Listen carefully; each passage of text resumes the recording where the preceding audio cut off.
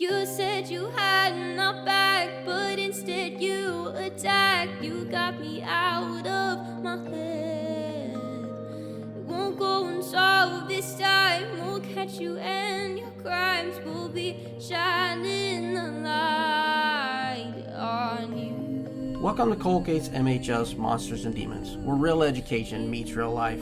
I'm your host, Randy Hubbard, and I thank you for listening. I remember when I was a kid, we would go out and ride our bikes all day long, especially during the summer. You would wake up, check with your parents, sometimes check with your parents, then go out and ride until you couldn't do it anymore. If your friends couldn't make it out, you just rode around town by yourself, with no care in the world. You weren't afraid of anything or anyone as you passed them on the street. It was the freedom that kept you out there all day, and sometimes even into the night. But fear, it just didn't exist.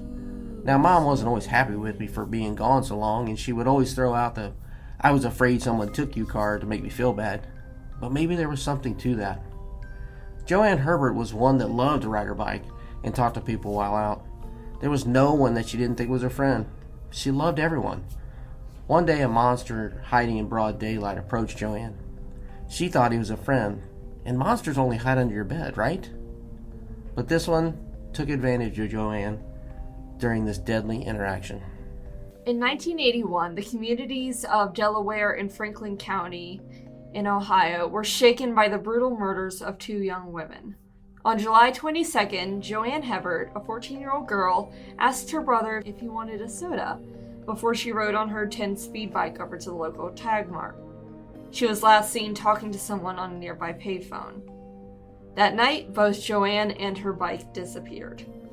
2 months later, Robin Durrer dropped her little brother off at a neighbor's house and rode her bike to the nearby convenience store. There she bought a soda and some candy. Robin was last seen riding her bike through the woods heading home. She never made it there. Robin's body was found by her father the next day. Joanne's body was found by a squirrel hunter 3 months later. Both were found in the woods. Both had been killed by blunt force trauma to the head, and they had both been sexually assaulted. Both young women had ridden to the local market on their 10-speed bikes, never to return. What happened to them? 40 years have passed, and we still have many questions and very few answers. Tell us a little bit about Joanne and Robin. Well, let's start with Joanne. She was a 14-year-old girl who was preparing to go in high school once the summer ended. According to our sources, Joanne was a very quiet and timid young girl who was, according to her mother, frightened of simply living in the world. She was scared of life, school, and the world around her. Sadly, Joanne never really had the chance to move past those fears.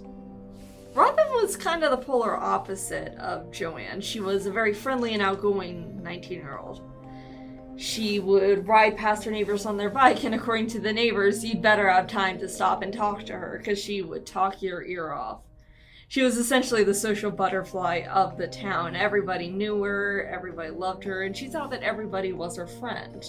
She was just your normal teenage girl, normal 19-year-old who would sneak out, run around with her friends, go to the local market, nothing out of the ordinary. I noticed when you were talking about the two parts there, that both of them were riding bikes or they were by themselves. Yes. If that's the case, what does that tell you a little bit about your killer? Well, obviously they want to wait until their victim is alone.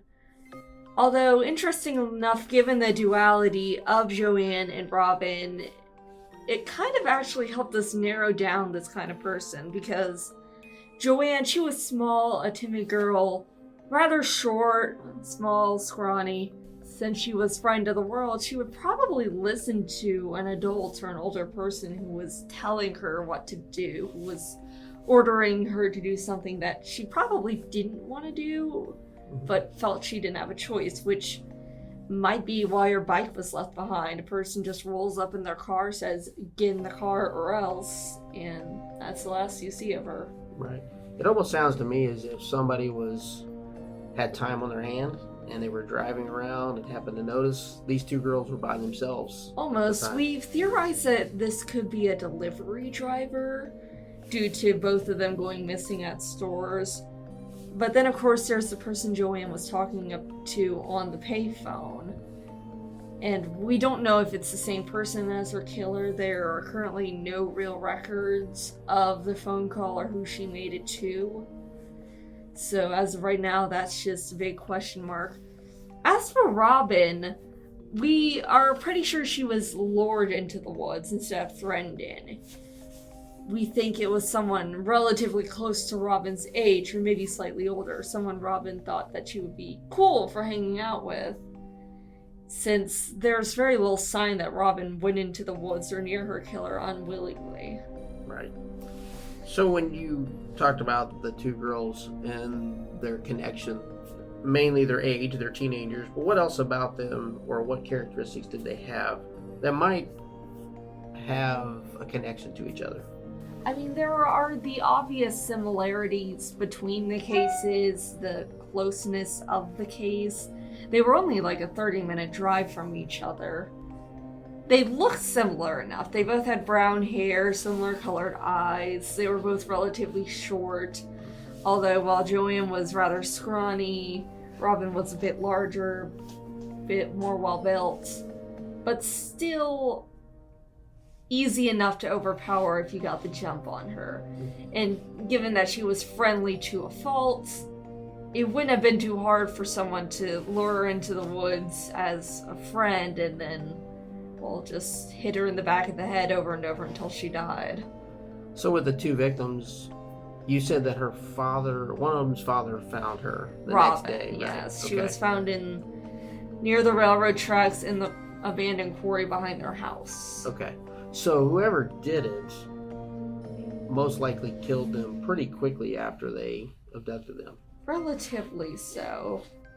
Since our given timeline is for Robin, we know that she was at the market around 7:40, and her body was found only about 12 hours later, in fact.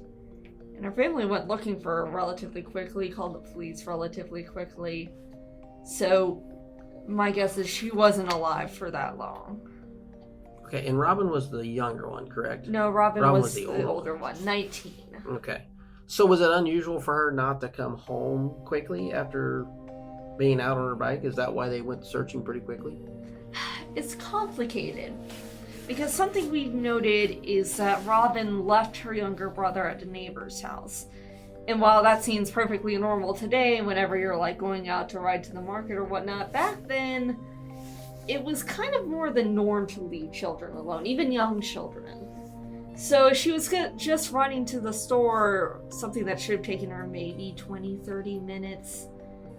She probably would have just left her brother at home, made sure some precautions were taken, and left. The fact that she left him at a neighbor's house signals the fact that she might have been going to meet someone.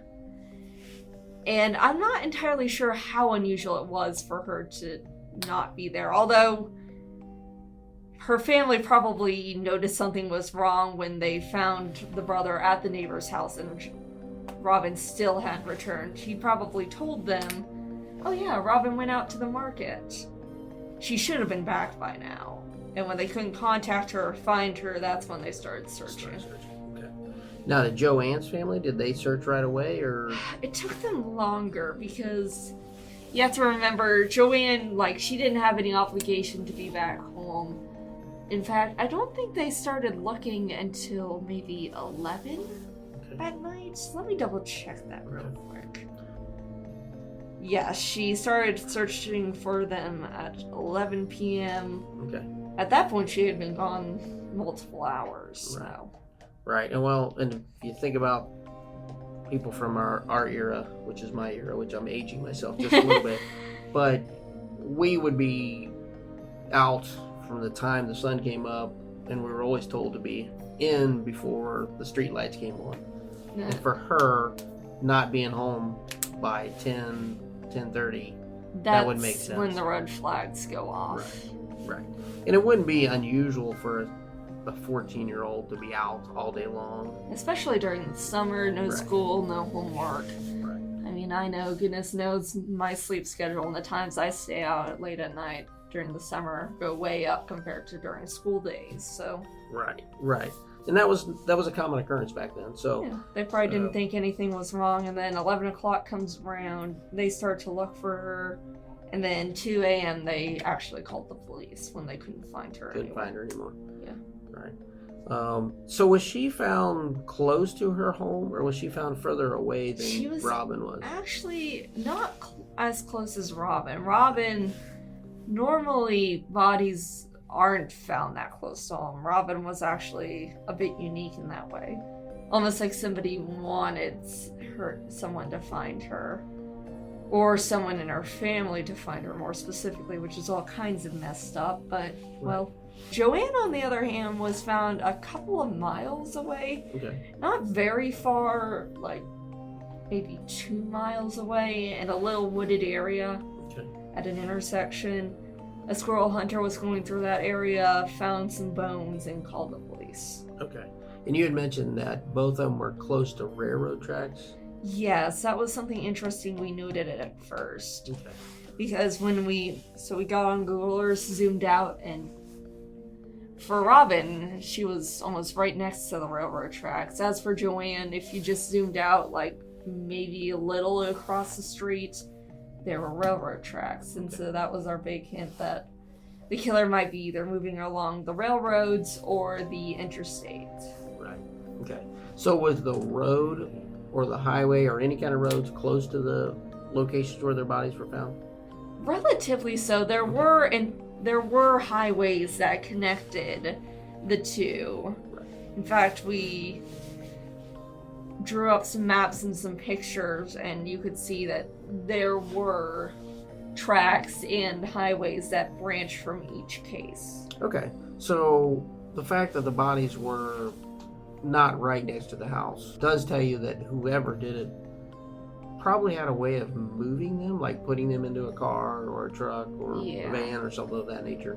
And they probably picked railroad tracks because if you ever seen railroad tracks, like after you get past the intersections, it gets kind of, I don't want to say scary, but it gets very remote. A lot of times there's trees and things like that around railroad tracks. Yes, we also noted that.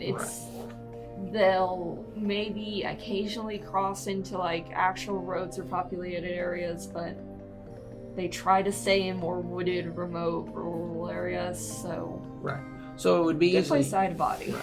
And it could be maybe somebody that worked with the railroad companies who possibly knew that those tracks would be close to wooded areas and things like that. Now, that's just an assumption.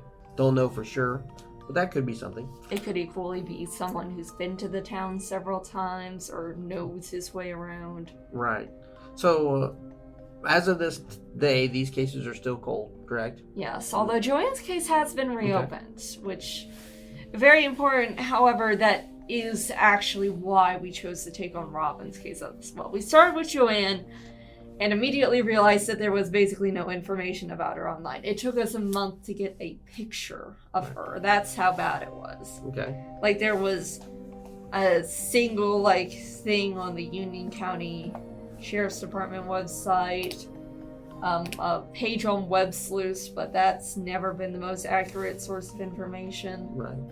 And so we contacted the police department and the coroner's office to see if they could give us anything.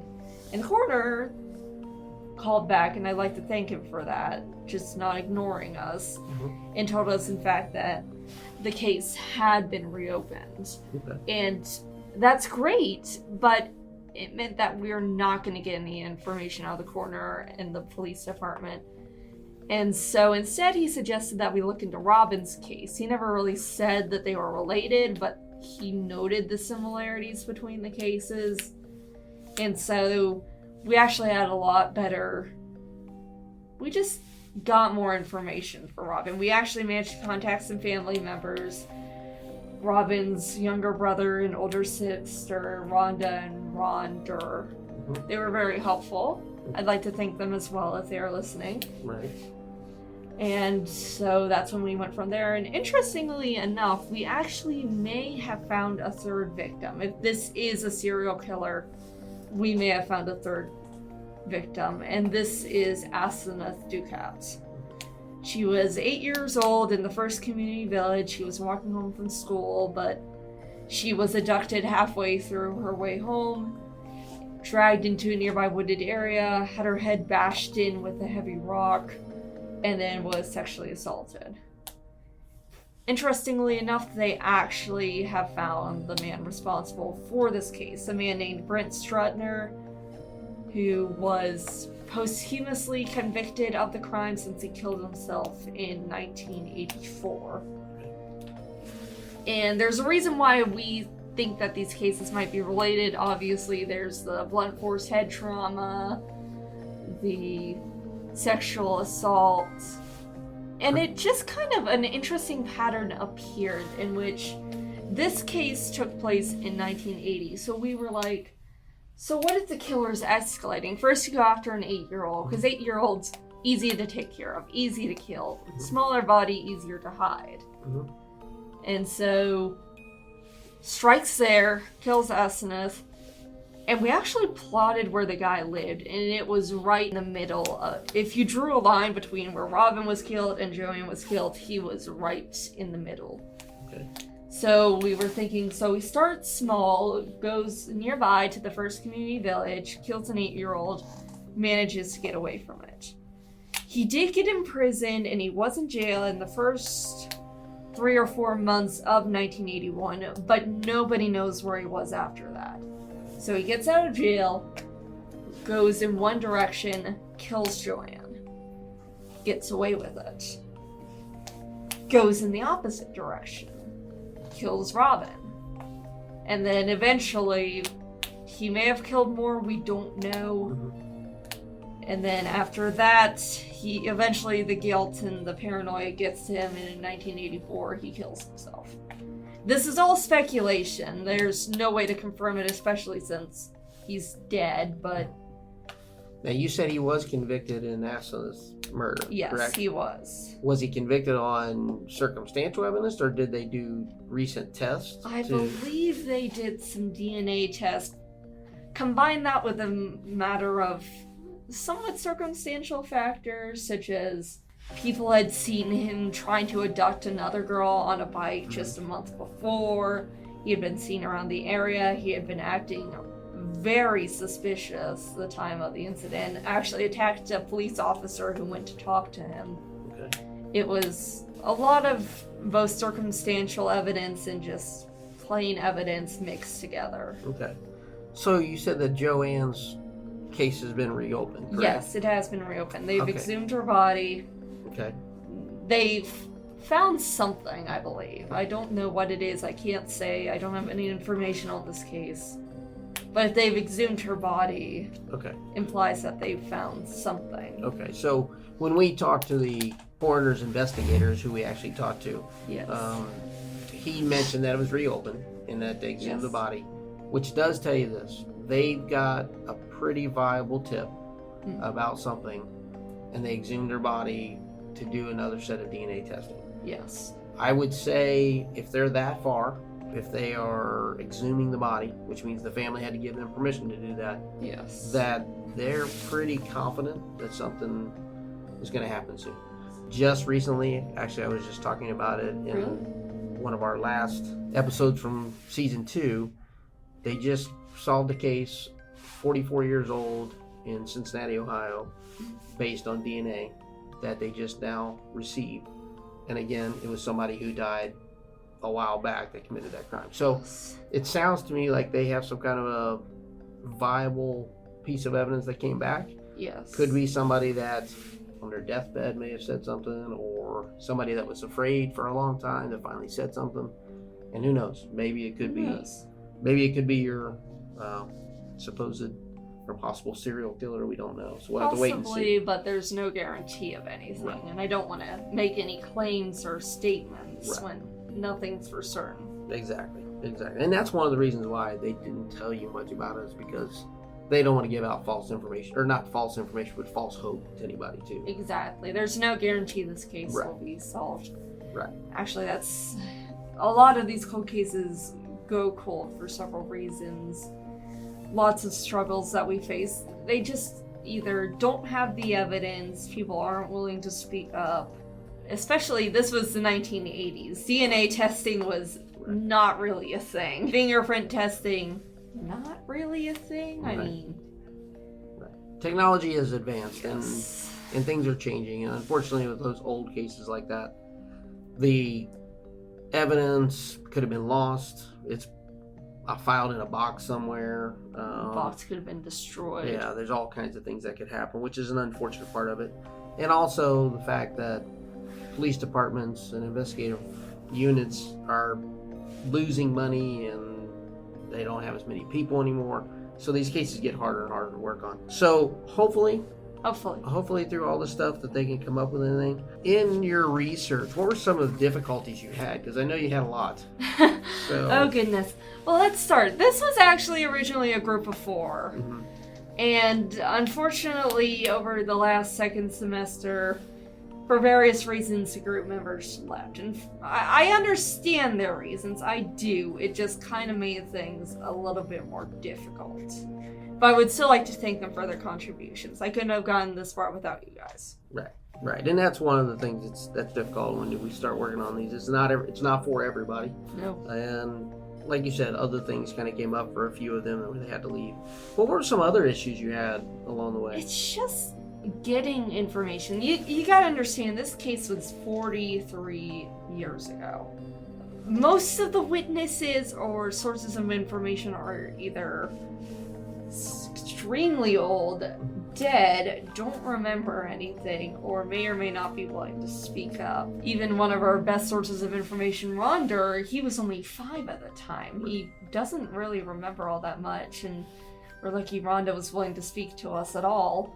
Right. And even they don't know everything about the case. They could tell us about Robin, who she was, but not much more. Right. And with Joanne, it was even worse, even more exasperated. There were no witnesses, no cameras. Nobody really knew when she disappeared or saw anything that happened. And when we tried to look for family members, we looked everywhere. Ancestry.com, DNA. We scoured the internet for yearbooks, phone numbers, and we managed to find some of Robin's family members while doing that. But as for Joanne, it's like she had parents, but that's it. We couldn't even find evidence that she had a brother outside of the police report. Right. It's like they disappeared off the face of the earth. Right. Well, and there's a lot of reasons for that. One, the time period. Yep. Documentation and things like that in the time period was probably not as advanced as it is now. No. The other thing is that some family members, like you said, 40-some years ago, a lot of them may not even be around anymore. Exactly. And others, sometimes they close down. They don't want to talk about it anymore. They've talked about it enough.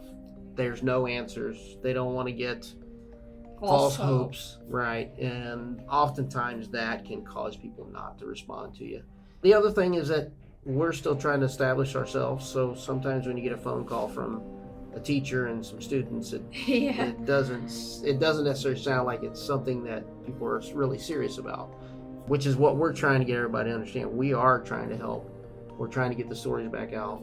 We're trying to look for any lead that maybe somebody didn't talk about before. So that's one of the big things I think that hopefully with your story and the work you went through, maybe people will start to change a little bit. If we can just get some information. If anybody out there has any information on this case, doesn't matter how unimportant you think it is, contact us, contact the police station.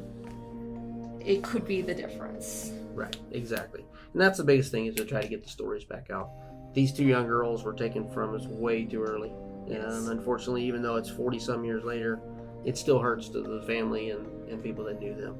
So I appreciate all the work that you've done. Thank I you. appreciate the fact that you kept going when things got kind of blurry there for a while.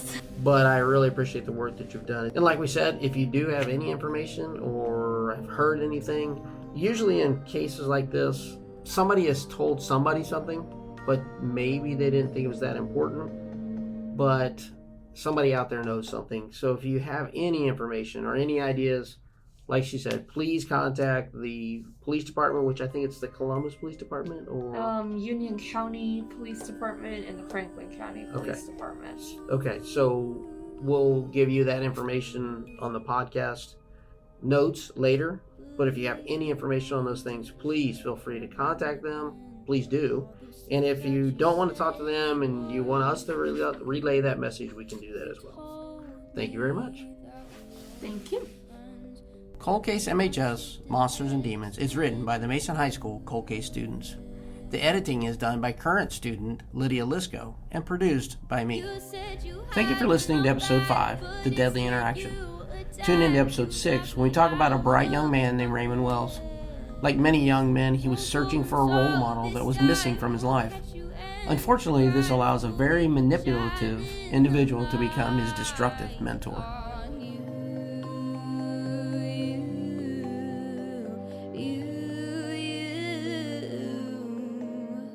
I saw you acting innocent then, but you didn't expect what came next. You lost your freedom right there. We will make them aware it was you who said. You said you had my back, but instead you attacked. You got me out of my head. It won't go unsolved this time. We'll catch you and your crimes will be shining the light on you.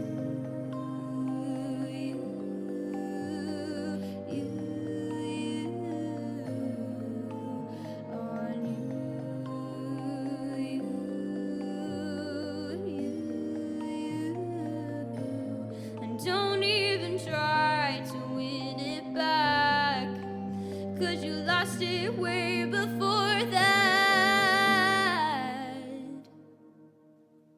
You said you had my back, but instead you attacked. You got me out of my head. It won't go unsolved this time. We'll catch you